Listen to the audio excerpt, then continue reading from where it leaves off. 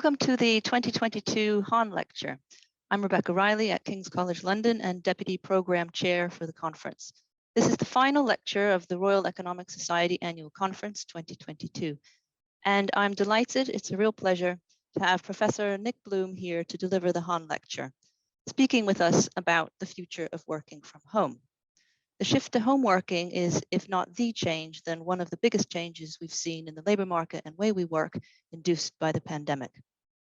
Nick Bloom is a very distinguished economist. He is William D. Eberly Professor of Economics at Stanford University and Director of the Productivity, Innovation and Entrepreneurship Program at the NBER. His research focuses on management practices, uncertainty, and working from home, and he has published extensively on these and other topics in journals such as the QJE, Econometrica, the AER, and the Review of Economic Studies.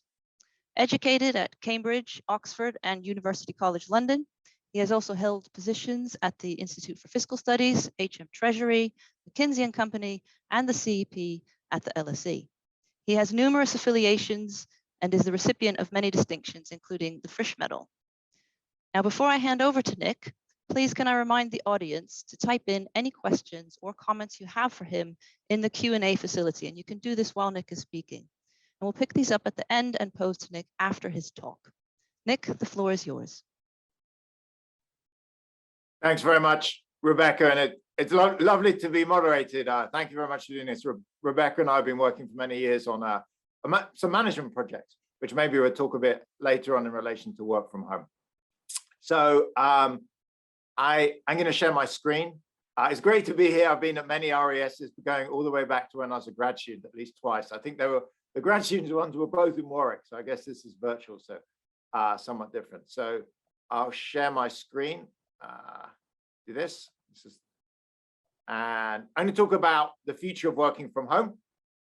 And, you know, this is weird talking about this. I started work on working from home actually back in the LSE and the CEP, running surveys with John Marini and Raphael. So doing a huge group, Anata Limos, Daniela Scott, there's a big group of us.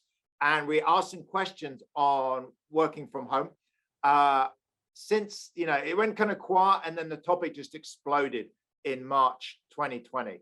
And so since that time, I've been running some large surveys, both in the UK and in the US. In the UK, with the decision maker panel group, Paul Mees and Phil Barn, group at the Bank of England, Greg Thwaites, and at Nottingham. And in the US with the Atlanta Fed and with Jose Barrera and Steve Davis. And I'm going to go through a lot of this. Weirdly enough, I've also talked to a lot of companies and organizations. So there's going to be a partly research theme and a partly kind of almost consulting or advice theme on some thoughts. So where are we? I'm going to mainly show you US data. You can hear from my accent, I'm British, but I've been living out here. The US and UK data looks very, very similar. So I'm happy to discuss in the Q&A, but they're honestly tracking each other extremely closely. So you can read this as UK, US, even much of Northern Europe looks similar. So work from home basically appears to be sticking, but not at the levels we saw during the pandemic. So this is my favorite measure of working from home. It's the percentage of full paid days that work from home. The reason this is relevant is it affects commuting and office space. So lots of people work from home in the mornings and the evenings. I'm really thinking when you're paid for the full day and you do not go into work. That was about 5% pre-pandemic, kind of low, 1 in 20 days. You know, it happened, but it wasn't very common. During the pandemic, that exploded to around 60% at very peak. This is kind of the toughest lockdown back in May. It's ebbed slowly, dropping back down. It's gone up and down with different waves, obviously Delta and Omicron. Right now, it's dropping back. Big question is, what's this going to look like post-pandemic? So each month in the survey, we asked 5,000 Americans, working age Americans, what their employers have told them about post-pandemic work from home patterns. And we use this to fill out this final dot. And currently, this final dot predicts, people tell us that they'll be working from home roughly 25% of days post-pandemic. So that's a massive increase. It's about a 5-fold increase from pre to post. And it's equivalent to about 50 years or 40 years of pre-pandemic growth. So working from home was growing already before the pandemic, but effectively this has led to a massive spike up that I think is going to be permanent. So how does this map out? Well, in any organization, including, I was discussing earlier with Rebecca and Tim that I've talked to a lot of universities and talking to them a bit about King's and LSE, and maybe this will come up, but a lot of organizations, research institutes, firms, I mean, even things like I spoke to CARE, which is a big Irish charity, the UN World Food Programme, all kinds of different organizations, NASA, the National Institute of Health, a lot of companies. In almost all of them, you get three groups. So if I think of Stanford, take Stanford University where I work, there's a large group of folks that across the entire US economy is just over 50% that cannot and will not ever, in the near future at least, likely work from home. So you can think of these as like frontline employees. If you work in, I don't know, McDonald's, if you work in manufacturing, security, you're a driver, whatever, it's very hard, almost impossible to work from home. They tend to be lower paid, mostly non-grads. There is a second group that probably covers pretty much everyone listening. Typical university grads, they are professionals, managers, they generally are higher paid. They are typically going to be hybrid. So by far the most common pattern is either 3-2, 3 days in the office, 2 at home, or 2-3. Come back to that later. But for all of us, that's probably the future most people listening are, typically going to experience, kind of hybrid, a mix of at home and work. And then there's a third group, it's about 15%. They're specialized roles. Think of things like IT support, payroll, various coding, very high-end coding jobs. They can be fully remote. They are kind of jobs that don't normally involve managing teams. They're to some extent creative, but they're more kind of technical and specialized. They can be fully remote. As I'll briefly mention at the end, these are also the kind of jobs that are often outsourced or offshored. So I'm going to talk mostly about this middle group. They're about 30% of the population. They're about 50% of payroll. They're a huge driver. Now, what a lot of the debate is focused on, and graduates, professionals, managers, what are these folks doing? And as I explained, they're primarily focusing on hybrid, so a mix of office and home days. Now, why is that? Hybrid seems to combine the benefits of office and home. So to use a very concrete example, think of Apple. Everyone loves Apple, the electronics company. Their headquarters is near me where I live in Stanford in Silicon Valley. So Tim Cook announced post-pandemic, they are going to come in the office on Monday, Tuesday, Thursday, and work from home on Wednesday, Friday. And the idea is Monday, Tuesday, Thursday are like all your face time, your social time, meetings, presentations, trainings, leaving events, etc. The reason they want people in is I hear over and over again, and there's some limited research evidence, there's more building up right now, but being in the office is important for creativity, some face time at least throughout the week, and is important for kind of building culture, connectivity, etc. So Apple's view is Monday, Tuesday, Thursday, you come in the office, your whole day is exhaustingly social of meeting after meeting, event, presentation. The payoff for that is then Wednesday, Friday, you get to work from home. And there are two big benefits of working from home. One is it's quiet, and mostly Wednesday and Friday should be like quiet tasks. So if you're an academic, working with R or Stata and data, writing papers, reading, referee reports, expenses, preparing presentations, etc. And secondly, it saves on commute. And the saving on commute is a big deal. The average, in fact, it's the same in the UK and the US, the average North American or Brit saves around 70 minutes a day, each day they work from home. 60 minutes of that is saved from less commuting, and 10 minutes is less time spent getting ready. I have a breakdown of that in the appendix. I'm not going to show you now, but just in case people are interested, I'll share the slides. You're welcome to get access to the slides and drill down a bit. But overall, people save 70 minutes a day. Question is, where does that time go? Well, 40% of it, which is around 30 minutes each day, is spent working more for the primary employer. And it looks like 60%, the remaining roughly 40 minutes, is spent on leisure, in exercise, housework, childcare, etc. So if you're an employer and you let somebody work from home, say the Apple plan 2 days a week, on average, you can expect them to work at about an extra hour a week for you. And of course, they have just over almost an hour and a half extra leisure. So not surprisingly, when we survey people or in various research studies, normally the evidence is work from home, at least hybrid. So think of 2-3 days a week, has a typically mild positive effect on productivity. Here are the survey numbers. There's various ways to look at it. I could talk about randomized control trials or natural experiments. I'm just showing you some survey data where literally ask people what the effect of work from home is on your productivity and allow them to give positive and negative numbers. And there's a big spread, to be sure, but the average is mild and positive. So these numbers are typically kind of 5%. It's been climbing throughout the pandemic. Why? Well, of course, people have got used to it. So when you think of when we started working from home in March 2020, we were very unprepared. People are thrown home. I remember, I'm sure for everyone, it's pretty chaotic and disorganized. I'm actually using a webcam. My laptop had a horrible built cam that looks like somebody's kind of smeared all over the camera, and the mic didn't, lots of things were very problematic. Childcare was knocked out, but we're back to almost 2 years on. Mostly when I talk to firms, they've kind of said, look, we've got this much better under control. We've invested in equipment. We have better management processes, and so productivity is rising. These 5% numbers normally come from about a mix of people saying, I'm able to work about an hour extra a week because I save on commute. If you think of a 40-hour week, that's an extra roughly 2% labor supply. And then they say, at home, I do all my quiet work, and quiet work is significantly better done in a quiet environment. And so that adds maybe another 2-3%. And the other side of it, so one side you can say work from home, at least hybrid, is probably improves productivity. Another benefit, which I think is the largest single benefit when you talk to companies and organizations, is employees really like hybrid work from home.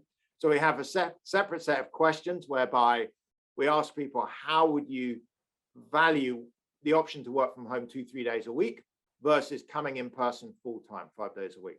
And it can be negative, positive, neutral. On average, that thing is valued about 8%. It actually aligns very closely with the paper in the AER by Alex Mass and Mandy Pillay from about 10 years ago that did a randomized control trial valuation of work from home. They also found an 8% number, so I kind of trust it. Basically, people are saying, look, work from home's pretty valuable to me. I save 2 days of commute. It's less stressful. It's more relaxing. It's a valuable perk. It's like the same as a pension plan, or in the US, kind of a mean healthcare plan. People in tech and finance and business services, which would say dominate large UK and US cities, value it even more. The reason is these employees tend to be higher earning. They have slightly nicer houses, with maybe a home office, good internet, and their jobs just make it easier. If you're on a computer all day, it's relatively easier to work from home. In fact, I just put out last week, very topical, end of last week, I've been running a large randomized controlled trial in China, where with Trip.com, we got 1,612 engineers, marketing and finance professionals, and they're randomized by even an odd day of the month. So into work from home hybrid or come in the office 5 days a week. So if you were born on the 1st, 3rd, 5th, 7th, 9th, etc. of the month, you got to work from home on Wednesday, Friday, basically the Apple plan for 6 months. And if you're even, you had to remain coming to the office 5 days a week. And we tracked it. The experiment was so successful, Trip rolled out hybrid to the entire company. It was a big media thing in China because up until this point, work from home was not that common, apart from during the pandemic. We tracked a lot of metrics. One of the most high profile, most obvious ones is quit rates were way down. So quit rates fell by about a third for people that were hybrid versus fully in person. And so this was the big factor for Trip.com. They saw, look, the productivity of the hybrid work from home folks was similar to people in person. Their job satisfaction was harder, quit rates were down. It seemed like all positives and no negatives. So not surprisingly, hybrid work from home has just become totally dominant when I talk to organizations across UK, US.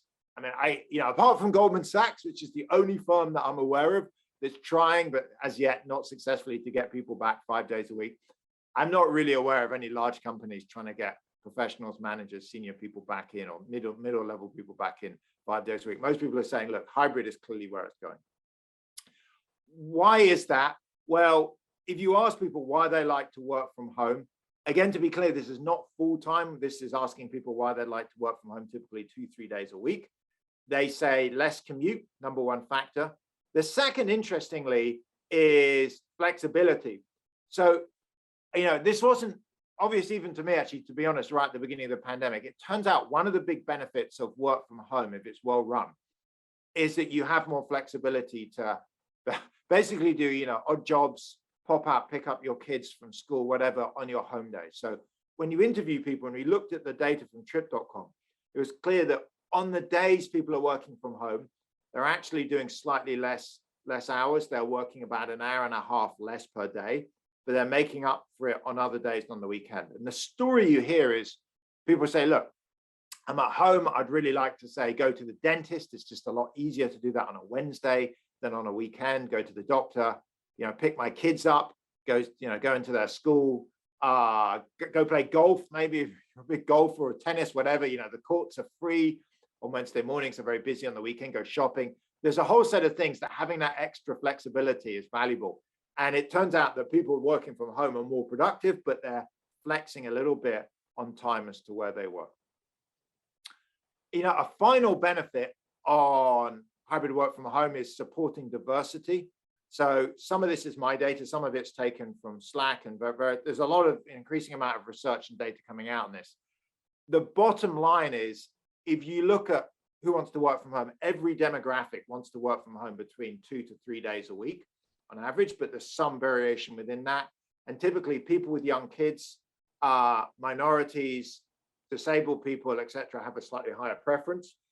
If you're a firm and you take a really hard line and say, look, we're not allowing work from home at all, you take what is the official Goldman Sachs line, you run a real diversity risk, because the people most like to quit are the folks that have the higher preference to work from home, and that's really problematic. So it turns out this is also an important policy for supporting DEI. And so, when you put it together, work from home, hybrid at least, appears to probably increase productivity, substantially improves employee well-being and happiness, reduces quit rates, and appears to support diversity. And so it's just become dominant. And not surprisingly, the data is highly consistent with employers, firms, organizations across US, UK, Northern Europe, increasingly moving en masse to saying, look, post-pandemic, we're going to have hybrid. You're going to come in, let's say, 2 days a week, work from home 3 or 2. And this is a graph of what our 5,000 people a month have been telling us their employer has told them is going to be the average number of days they work from home post-pandemic. And this is a sample of people who can work from home, which is defined as, they're either professional, managerial, or have worked from home at some point during the pandemic. So if you look at this sample, it's reached, 2.2 now. So the typical person now is saying, look, I'm going to come into the office 3 days a week. I'm going to work from home 2 days a week. So, with that said, how to manage it. The big issue, I talk to a lot of companies, and I'll finish with some kind of research topics, is how to actually manage work from home. This thing is complicated and difficult. There's choice of how many days, which days, how to execute it. There's a real dilemma, like I call it a paradox, to kind of be explicit about it, between choice versus coordination. So we ask people, if you're working from home, let's say 2 days, I think we ask, which of the following do you prefer? Being able to choose which days you work from home, or would you like to come in on the days that your co-workers come in? You notice people both want to choose and they want to coordinate with their co-workers, which is like impossible. You can't really choose, have total flexibility, and all come in on the same day. And it creates a challenge. Honestly, it's a challenge for employers, and it's a challenge for anyone that's trying to manage this. On the one hand, you may think, let people choose. It turns out there is enormous variation in what people want to do in terms of work from home. So in economics, I kind of used to often seeing bell curve or normal distributions of preferences. So for example, if you survey people, say, I don't know, like the temperature of the office or something, you may expect a normal distribution. Most people want it kind of warm, some want hot, some want cold, but most people are massed in the center. This is the reverse. It's a very difficult distribution to deal with because it's dumbbell shaped. So we ask people, how often would you like to have paid work days at home? It's almost a quarter. So never. They tend to be young singles or older empty nesters. They like going in. They find it social. they get isolated, depressed, or they don't have good conditions at home. There's another third almost at the opposite extreme that say, we love working from home. We want to do it 5 days a week. They tend to be more, more in some ways more, demographics, I guess, a bit like me, although that's not me personally, but, maybe middle-aged, late middle-aged kids living in a house, a bit of a commute. And then there's roughly the other half of people that are somewhere in between, which would be me personally. Like, I like my colleagues, I like going into work, but I kind of enjoyed, a couple of days a week at home, kind of quiet work or individual Zoom meetings, etc. And so the problem is, you can see the average of what people are telling us they're going to get is 2.2. It lies in the middle. It's kind of close to the mean. It's close to the medium, but it's quite far from the mode. And there's a lot of people at either end. So when I show managers this and people running organizations, you can kind of see how this is a hard challenge. Whatever you do, you're going to have a bunch of folks that want more or less. And so in the short run, at least, going for somewhere in the middle is often seen as a safe bet. I've been concerned about the risks of choice. So I'm going to, talk about why letting everyone choose their own work from home days is problematic. So the problem when you talk to organizations about how this works out is what's called mixed mode really doesn't turn out very well. So these are stock photos. This is Poly. This is from Google. They make products to, they're trying to persuade you to buy their equipment to allow you to have these mixed mode meetings where some people are in person and some are remote. The problem is when you talk to firms and organizations, in practice, this doesn't work well. So I've talked to a lot of different organizations, and the stories you hear is they say, look, we have a meeting of 6 people, 3 in person in the office, 3 at home. And we tried to do one of these things where 3 of them went in the conference room and 3 of them joined at home in their laptops, but it really doesn't work out. So the folks at home complain that the 3 in the office are like small heads in one Zoom screen. Half the time they're looking sideways, or they're moving around. They're not even there, or they're facing you backwards, or it's like whispering, and there's people smile. They say, the people at home say, it's kind of irritating. I feel like I'm not in the meeting. I can't tell totally. And I see people laughing, and I feel left out of it. The people in the office say, why are we coming into the office to be on Zoom calls or Zoom with people? Why don't my colleagues come in on the same days? The other issue you hear is folks in the office say, to be honest, we're tempted not to invite people that are not in person, because if we just have a smaller meeting with only the people in person in the office, then we don't have to do Zoom, and it's a lot easier. And so these mixed mode setups are really unpopular. People complain about low energy, lots of shouting into laptops in offices, Zoom call. It just hasn't worked out well. So mostly, I think when I talk to organizations, they're trying to get teams in at least on the same day. So when you come in for 2 days, you're there in person, you're meeting in person, you're not Zooming each other. And when you're at home, let's say you're able to do Zoom, but everyone is. And in fact, when you survey people, why do you want to come into the office in the first place? The main benefits people report heavily is basically spending time with coworkers. So face-to-face collaboration and socializing. It's a bit odd when I think of this survey. These are very similar things, but they're basically the top 2.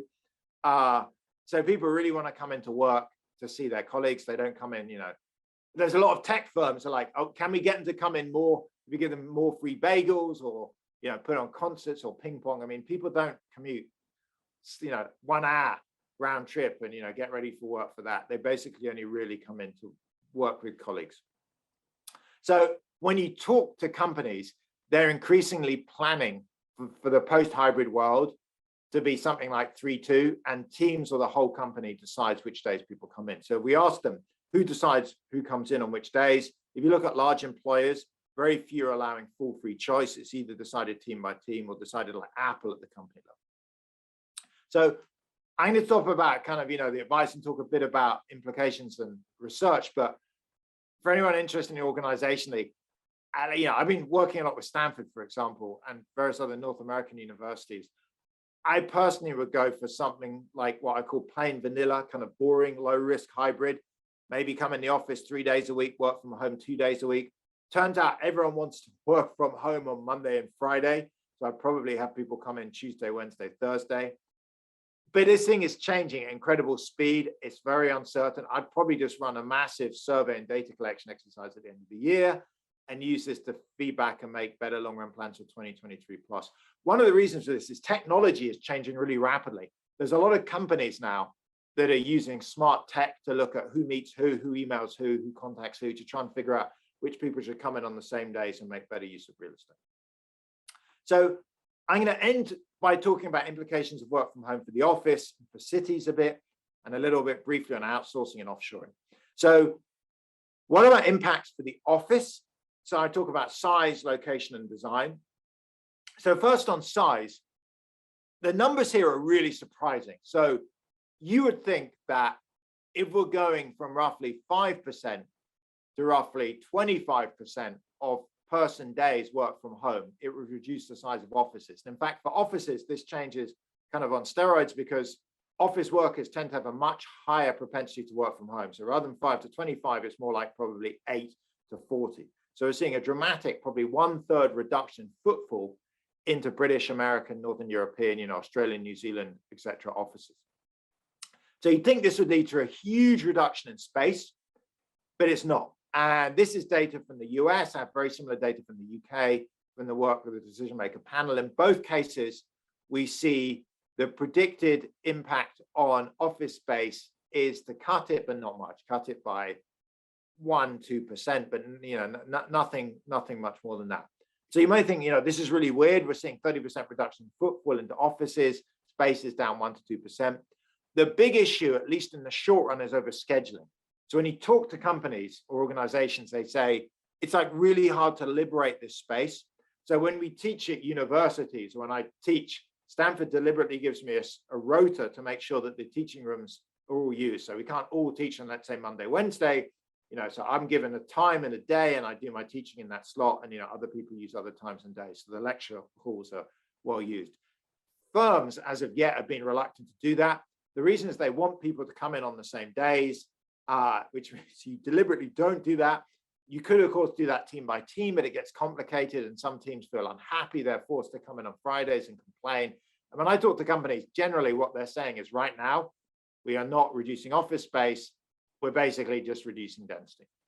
So in fact, one, office space, at least in the short run, is not falling. I think in the long run, it's going to drop, but not for the next year or so.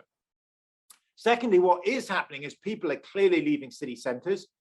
I'm showing you data for New York and San Francisco, but this will be similar if you looked at, London, Birmingham, Manchester, Glasgow, etc. So New York on the left, San Francisco on the right. We have change of address data from the US Postal Service by zip code by month. This is with Arjun Ramani. And what you see is, this is for New York. There's been a massive outflow from the city center out to the suburbs. This is for San Francisco. I live somewhere down here. This is Stanford, but here's the city center. A big outflow from the city center out to the suburbs. Why is that happening? Maybe it's obvious, but people are going from commuting 5 days a week into the city center for their tech or finance jobs or business service jobs into coming in 2 or 3 days a week. And they're saying, like, when you go to commute 2 or 3 days a week, I can put up with a longer commute so I can live further out, but I do want a bit more space to have a home office, maybe a backyard, back garden, I should say, to, go and stretch out. So we're seeing a lot of movement of individuals out. Offices are not moving. Interestingly enough, when you talk to companies, they're not downsizing, they're not moving. Their story when I talk to them is they're saying, look, under hybrid, we want people in 3 days a week, typically, but we want them to come in and be connected. We want the office to be appealing, attractive in city centers and organized campuses. We don't want to shrink it down to something kind of horrible and unpleasant because people just aren't going to come in at all.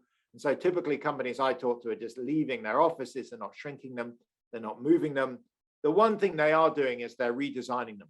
So I've been talking to a few architects and real estate investment trusts that own property, and they say there's been a move away. I mean, this looks a lot like my memory of LSE a long time ago. Maybe Tim can comment, but these long corridors with individual offices. This may be fine for faculty. Faculty is, academics is a slightly different situation, but for most, managerial professional service firms, there's a move to some extent away from this and towards meeting rooms, open plan areas, and Zoom cubicles. The reason is this kind of quiet individual activity that goes on here is now increasingly thought of being best done on your home days. So if you're working from home 2 or 3 days, stuff you do on your own is best done then. So if you're in the office only 2 or 3 days, the idea is that's mostly deliberately larger meetings, presentations, trainings, lunches, etc. And for that, you need much more of this open plan space. And you need Zoom cubicles to try and reduce the amount of noise that people generate from being on Zoom calls. So I'll talk finally about the impact on cities a little bit. I had a photo of London. I was talking the other week about New York, because, you know, these are very, very similar situation. And then I'll wrap up. So this is US data. I think this will be very relevant for much of Northern Europe, for Australia, New Zealand, you know, to some extent for Japan. Large cities are going to lose some of their city center population. So this is data, again, the same data from the US Postal Service. We've broken it down into city centers. These are the zip codes at the very core of downtown cities where a lot of high rises are. High density, you can think of London, that like the city center is kind of the center of zone 1. High density would be kind of on the tube, zone 1 and 2. Suburbs is zone 3 to 4, and exurbs is 5 hours. And so what we see is people, there's not much net movement before the pandemic. During the pandemic, there's a huge flow of people out of city centers. They cumulatively lost about 10% of the population. A lesser flow out of the higher density ring around that. The suburbs and exurbs did very well. This is for the large cities. If you looked at smaller cities and rural areas, some of these people fled into the suburbs and exurbs of larger cities. Some of them actually left entirely and went to smaller cities and rural areas.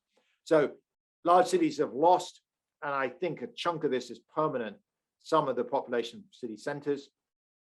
What that's done for rental rates and home values, this is again US data from Zillow. It's dramatically cut rental rates in city centers during the pandemic. They've recovered back to the kind of pre-pandemic trend. So if you tried to rent in, you know, London, New York, Glasgow, you're not going to feel like it's a bargain. What is really expensive now is renting out in the suburbs, the exurbs. This has really gone up. Rents in general have risen a lot because home prices have gone up, and that's in some extent linked to, you know, asset price increase / bubble. If you look on the right, you can look at home values. City centers, higher density has not done that well. What's done incredibly well, if you own homes in the suburbs of, you know, big US cities, sorry, or UK cities, you've probably done extremely well. So, you know, that's one thing. The other thing is what's been called the retail apocalypse. So on the left, I've done for large US cities, London, Manchester, Glasgow is probably going to look pretty similar. I think of big UK or Birmingham, big UK cities. You notice that there's been a huge reduction of days on business premises. People are planning post-pandemic for the centers of these cities. And that's leading to what we forecast, a very large reduction of retail expenditure. So actually at the beginning of the pandemic, back in May, June, July 2020, we surveyed people to ask them what they spent pre-pandemic on eating and drinking, going out like entertainment, you know, movies, kind of cinema, nightclubs, etc., and spending and retail around work during the working week. And we averaged it up, and it was for New York, for example, that's about $12,000 a year. And then you can figure out if they're now going to work from home roughly 50% of the time. If you pro-rated down that spending, which is probably a reasonable assumption, that's going to cut about $6,000 of expenditure per person per year. And, you know, there's maybe 1 million or 2 million office workers in New York. That's an enormous drop in expenditure, and London's going to see the same. So there's another implication that the center of city centers are going to see have already, I mean, it's happened, huge drops, but it looks like it's going to be persistent in retail expenditure. That, I think, is going to drop the valuation of commercial retail real estate. And also, you know, some of these businesses may not come back. The other implication I want to end on is an increase in outsourcing and offshoring. So I've talked to a lot of companies, and many times they've made comments like, yeah, you know, our team, our Europe team or our internet team or our cloud team or whatever it is, you know, our turbine team has been fully remote for the last 2 years. We're thinking of bringing them back, but realize they're actually working really well, fully remote. And we're wondering about having them, you know, permanently fully remote, maybe offshoring them, maybe sending them or outsourcing them for some of the support roles, certainly outsourcing.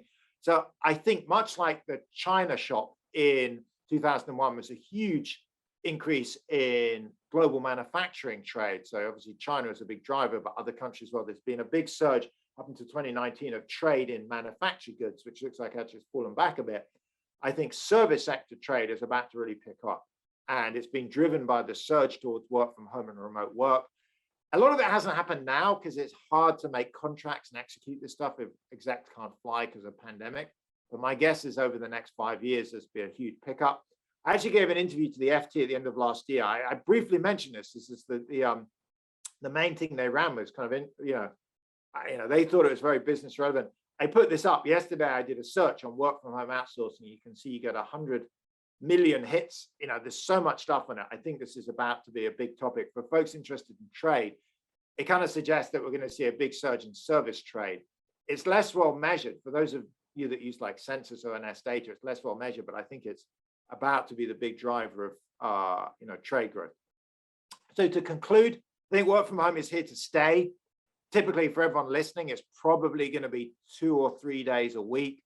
Academics look a lot like office workers. For me, teaching is definitely better in person. So research seminars, doing work, data stuff, preparing slides is actually easier at home.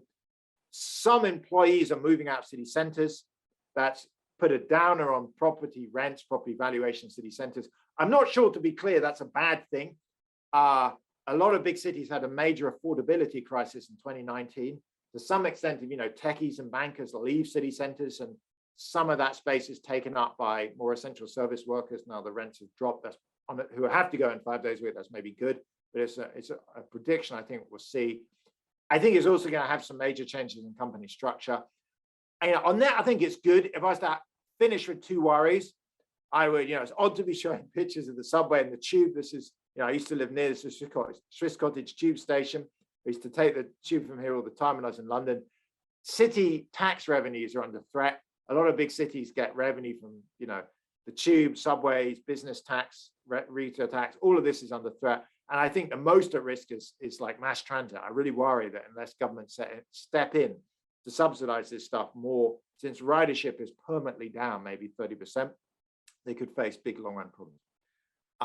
So thanks. I'll stop there. I'll say, we have a website, WFH Research, and if you're interested, you go there on my website. Thank you very much, Nick, for an absolutely excellent and informative talk on this very topical issue. Can I remind the audience that they have the opportunity to ask Nick questions via the Q&A facility on the conference platform. And in the meantime, while people think of things to say, I've got one question, a couple of questions coming through. Let me just ask you, Nick, if you don't mind.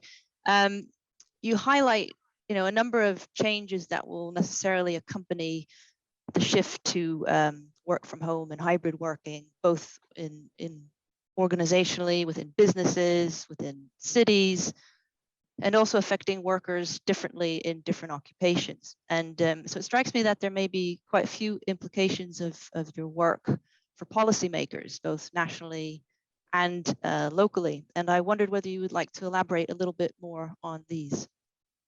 Great. So, yeah, 3 thoughts. One is the 2 things to do, and then the one thing, I guess, not to do. So in reverse order, not to do, I probably honestly wouldn't introduce regulation and legislation to force companies to allow people to work from home. So I was talking to somebody in Germany actually yesterday, and the Germans are considering it. I think the Portuguese are, the Finns are. My take is, honestly, firms and organizations are doing this already. It's like, it's profitable, it stops, reduces quits, it makes people more productive. It's like saying we're going to regulate to force, firms to make profit. It's just something they want to do anyway. So I think work from home, at least in the UK context, is completely enmeshed. I'm not sure we need any legislation to, promote it further. There are things they definitely want to legislate on. I just wouldn't spend a legislative budget on this. In terms of things I would like the government to do, one is, maybe it's obvious, but support broadband and internet connectivity. Mostly that's pretty good, but there's some rural areas and there's also some inner city areas. I know more in the US that have connectivity issues. That obviously is public infrastructure to support this. The other thing is just to be aware of mass transit. If you think of the tube's running costs are basically fixed. It's mostly infrastructure. And if you have 30% less passengers, the costs are more or less the same, but the revenues are way down. And so all of the things like the tube or the subway are going to be facing massive losses. And I think the government needs to step in, because if we don't step in to cover that, we get like Carmageddon. So everyone starts driving and, just complete gridlock. So that's the other issue, just being aware the finances of, British rail, commuter rail, tube systems are struggling. And I don't think we want to let those systems collapse. Thank you. And let's take a question from the audience. We have, in fact, this is something that was discussed to some extent on Monday at the Reading Hub. And do you have any views on what the implications of increased working from home are for gender equality and the gender pay gap? So I'll give you some stylized facts. This is harder to predict, but I'll tell you what we know in the data, then we can go from there. So first thing is, if you look at levels of work from home during the pandemic, again, this is US data, but I think it should be similar for the UK. It's actually been very similar across genders. So I put out a tweet with a graph of this like a month or two ago, and you see the levels move up and down, but they're extremely close if you reweight to represent the population. So to date, there hasn't been a big gap. There are lots of predictions of, there are various predictions on things in both directions. To date, it looks very similar. Where you do see a gap is between what people want and what's like to be offered by employers. So we asked people two questions. What would you like to do post-pandemic? And what is your employer told you you're going to get in terms of work from home? And that gap is about 50% larger for women than men. The reason is both margins. Women report slightly higher preferences to work from home. These are not big differences, to be clear. It's something like maybe 2.6 versus 2.4 days a week. Both genders have pretty strong preference to work from home, kind of 2 to 3 days a week. And then we asked them what employers are offering. It's from something like 2 to 1.8. But as a result, this gap is significantly larger for women versus men. At this point, we're trying to collect more data. I mean, one explanation is on occupational and industry differences. That doesn't seem to explain most of it. So we put in various controls for stuff. So I think it's an interesting observation. By far the biggest explanatory factor, by the way, of variation in work from home is education.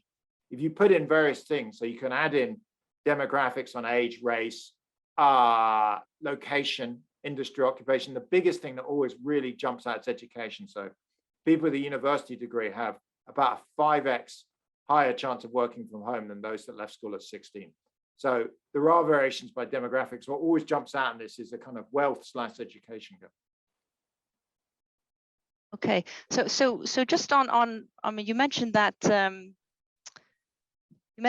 gap between what workers would like to do in terms of days from home and what employers are prepared to, or what they're thinking, at least at the moment, going forward after the pandemic. And you distinguish between these trends before COVID, during COVID, after COVID. I wonder why there is that gap. So you mentioned that employees view these working from home possibilities as a sort of an 8% wage increase or something like this.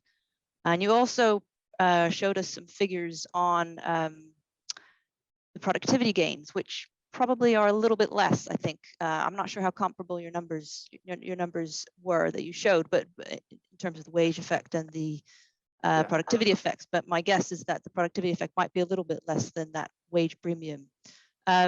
So with the productivity weakness that we've had in the UK, for example, since the great financial crisis, but also in lots of other places, how can we ensure that we generate these productivity gains from working from home, et cetera, as quickly as possible, and also maintain them for the longer term? I mean, is this a matter of making complementary investments or some kind of business support schemes? What would you suggest? Sure. So, Rebecca, you and I have worked on management stuff for a while, and I think what we see in the data is people's reports of employer plans are rising throughout time. I showed you that graph earlier. In fact, if everyone thinks about the pandemic, if you just read in the newspapers, remember back in 2020, it was like revolutionary that any company would say this is going to be permanent. I remember Mark Zuckerberg from Facebook stood up in May 2020 and said, this working from home thing is working quite well. It may stick around. And all the newspapers covered it. Whereas by 2021, pretty much everyone said, this is here. And by now, it's hard to find anyone. I mean, apart from Goldman Sachs, who I'm going to pick on, it's hard to think of any other company I'm aware of that has said, big company, we're going to return for professionals and managers 5 days a week. It is true. And I talk to organizations, often you'll get people saying, manager X or person Y, they're a bit old school. They're requiring us all to come back 5 days a week. those folks are kind of dying out. And the reason is, you say, it just seems kind of good management. I mean, employees are happier and productivity is flat or up, certainly not down. You also get to save on real estate. It helps with DEI.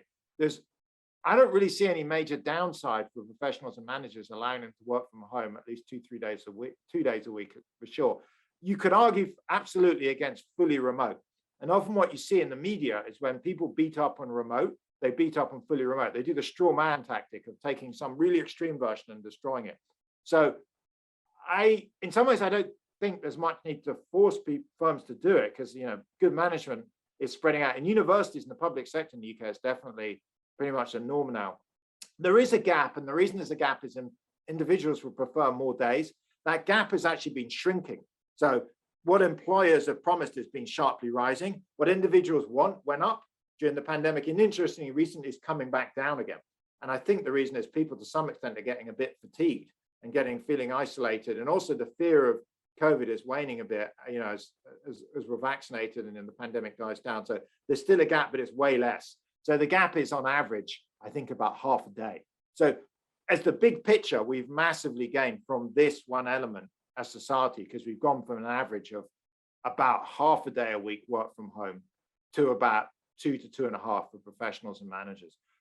The gap, I think, is in the other half of the population, the kind of frontline workers, non-grads typically, that cannot work from home at all. And I'm happy to discuss that, but that's clearly, for me, the big issue. The folks like us that have got work from home, it's not ideal. It's not quite as many days as we want, but we're close to that. If you think of some kind of, optimization thing, we're very close to the max. It's the folks that are getting 0 days that I think are where there's large gains. A lot of that's around job redesign.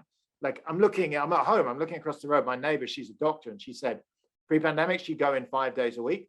Now she goes in 3, because 2 days a week she sees patients virtually. So someone was telling me last night over dinner that they were, I can't remember where it was, some in America where there was robots cleaning the streets. They thought it was a robot. Turns out it wasn't a robot. It's like something controlled by someone remotely.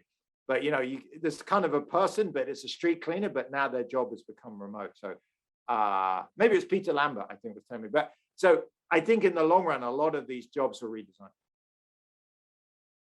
And just a question here from Bart Van Ark, asking whether there might be some sort of long-term innovation effects for as we take on these new technologies, et cetera, associated with working from home.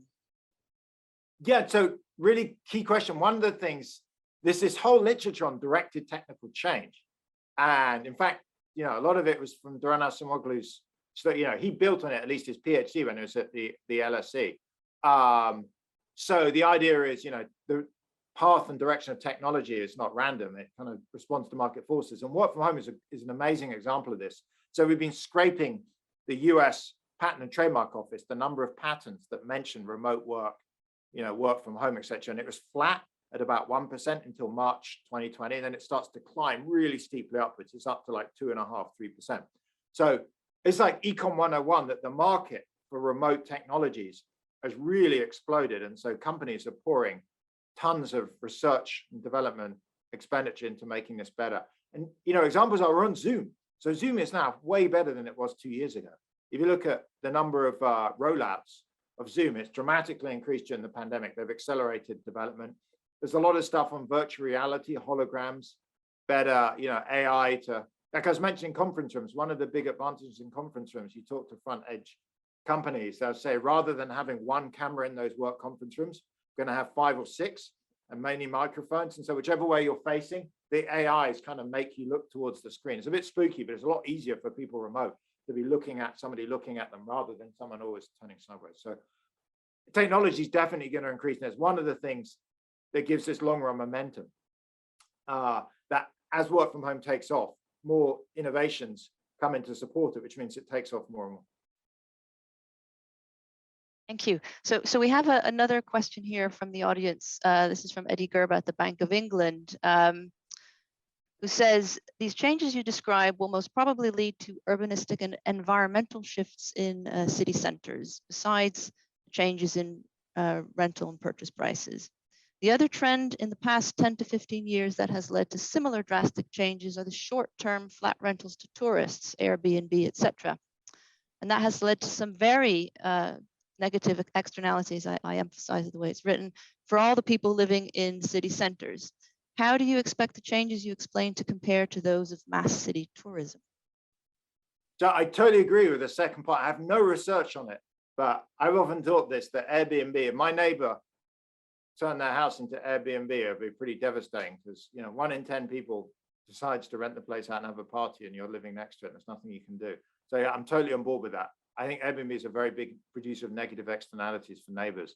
I think work from home, it's hard to compare it to, I just say what I know on work from home, which is, I think it's going to unwind the growth of cities by about 10 to 15 years. So just to set the scene with a bit of history, if you look at North American, and I think the same is true, I mean, this I know just from really growing up in London, but the center of London, the center of North American cities have become dramatically better, safer, more expensive, better services over the last 20 years, last 40 years. So if you go back to 1980, I remember as a kid visiting, you know, we went on a holiday we went to New York. There's some cheap flights, so we managed to get to New York. I can't remember the details, it was like 10 or something, but I remember going into New York in like the mid 80s, and there were security guards in the McDonald's in Times Square with openly showing guns. I was really struck by it as a kid. And it was like, Times Square in New York now is really expensive and mostly pretty safe. There's no way during daytime you'd have 2 guards. It wasn't just one, there was 2 with guns in McDonald's. So city centers have become dramatically safer, way more expensive. I think the pandemic is going to unwind a little bit of that, might take us back to 2005, 2010. That I'm not sure is bad, actually, because certainly out in San Francisco, where I live, there's a massive affordability crisis. So there are stories that, you know, normal people can't afford to live in city centers. It's just so expensive. It's only techies and bankers that can live there anymore.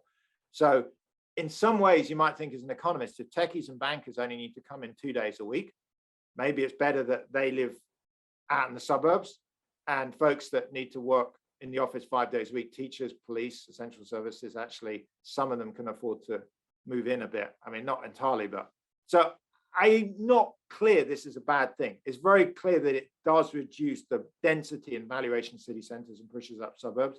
The welfare calculations, I mean, this is a great, I'm definitely not working on this, but it'd be a great paper. There's a whole series of welfare calculations. I think it's pretty complicated.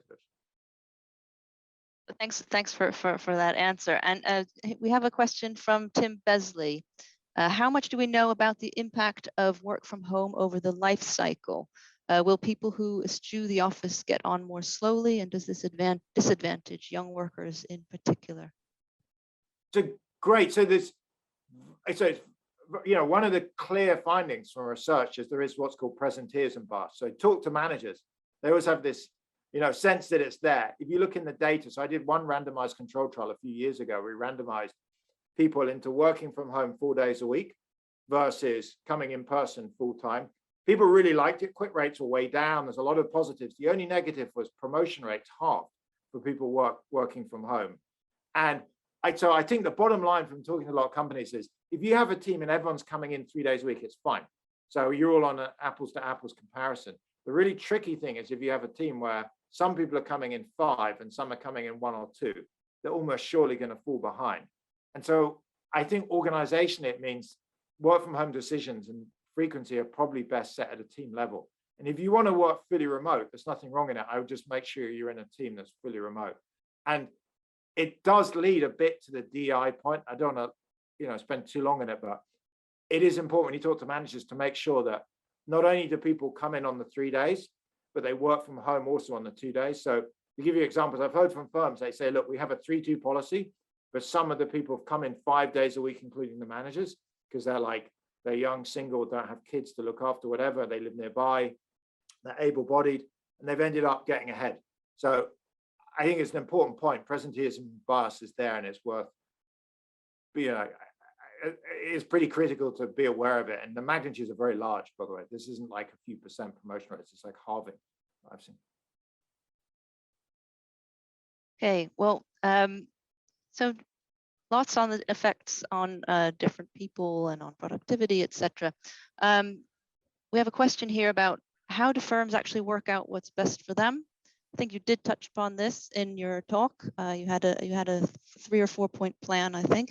But should they approach consultants? Should they carry out employee surveys, employer networks, listen to economists, or all of the above? Is there a lot of noise? I guess a lot of heterogeneity. Listen to economists. I love that. It would be fantastic if somebody listened to economists. I guess occasionally they do. That's why we get paid. So first point is like tremendously uncertain. So I don't think it's obvious what is the correct decision. So I advise companies is to do something really boring, but very center of the road, which is like 3-2 hybrid. I'm certain that's probably not the best plan, but it's probably not horribly wrong either. And it avoids a really costly decision. I wouldn't offload office space and, say we're going to be fully virtual forever. It's pretty high risk to do that. I think in the longer run, and the other thing is to try and coordinate days people come in. The other thing is in the longer run, at the end of this year or next spring, I would probably, if it were my company, poll everyone. The reason I mention that is preferences to work from home are pretty idiosyncratic and they're correlated with demographics. So if you let the CEO decide, they may well have some very extreme opinion. And they're also like to be older, probably with no young kids at home. You can get, CEO demographics look a lot like the types of people that don't like work from home. So I would probably go with a boring 3-2 hybrid for the next 6 to 9 months, and then survey the entire company. So at least you're informed about what people want and what the distribution is. Maybe even set up focus groups and then decide. It's also never going to fully settle. It's one of those things that's going to asymptote. Because I know from talking to a lot of companies, the technology is changing rapidly. And this is hugely influenced by technology. So when I started working from home 20 years ago almost, there was no video calls. So it was telephone. And there was no cloud, so no file sharing. So it's pretty horrible. It was way worse. I mean, we couldn't do this. It would be impossible. And so I think the advent of video calls and Dropbox basically have made it way easier to do that. And that's only really come about in the last 5-6 years, and at a good scale. I can just ask one follow-up question to that then. So that was a question about how do firms know what to do, and you've provided some suggestions. I mean, what about data collection agencies like statistical agencies? They collect data like the labor force surveys, which in the UK is currently under review, time use surveys, numerous business surveys. There's work by people like Paul Mizzen and Jonathan Haskell suggesting that to measure productivity, for example, you should be measuring capital use in the home as well as capital utilization in the workplace. What would your recommendations be for priorities to focus on for these types of agencies? Again, really important. I mean, firstly, if you're a statistical agency, it's probably good, but you're going to be very busy. Hopefully it increases budgets, and this has become a hugely important topic. One thing I've been focusing on a lot, you mentioned, Rebecca, is about time use, because that's really messed about. I've been talking to the BLS and a bit the ONS, but just to be clear, a lot of people, if you look in their time use for things like the BLS, the ONS, have 40-hour weeks. But if we're working from home, a whole set of stuff changes. For a start, we're no longer commuting. We know some of that commute time is worked. So should you measure that increased hours worked? Do we assume that commuting didn't count? Most people don't take commuting as leisure. They see it as part of the job. It's also the case that when you see in the data when people work from home, they tend to take less breaks. We never previously measured intensity. So like when I went into the LSE, if I started at 9 and left at 6, I'd report 9 hours to the BLS. I was actually in the labour force survey many years ago. I remember reporting this night. I was, in the panel. I would report those numbers, but if I'm at home, I was probably working more intensely. I was taking shorter breaks. If I bumped into Tim and we chatted in the corridor, Rebecca, we talked about, football or politics or something not work related. Would you include that? Yes, the ONS would. If I talked to my spouse or friends on the phone at home or my neighbor. So it's actually really very complicated. And I think one thing is just defining what is work. Is commute included? Yes, no. Is non-work conversations? I think the separate issue is measuring it. But up until now, it wasn't such a conceptual issue. But suddenly when you talk about work from home, a lot of things that you think about, just going to the toilet get measured. I mean, it's quicker, there's all kinds of things that get very much into the weeds, but I think it's definitely a huge issue. And we know that national productivity data is showing a big spike up. Partly, I think, honestly, people are working more minutes when they work from home. So I'm not sure how much of that is truly we're more productive at home versus we're honestly just working more minutes. And, that is important because you can risk burnout. Okay. Well, thanks, Nick. I think it's time. The time has run out actually for this lecture. So it's been absolutely fascinating to hear your thoughts on the future of working from home and its implications for workers and businesses and cities, etc. And you leave us with lots to reflect on in adapting to this and developing this in future. So thank you very much, and thank you to the audience for the excellent questions. And can I conclude by thanking Nick Bloom on all of our behalf for this engaging Hahn lecture, which we now bring to a close, and hand over to Tim Besley, who will close the conference.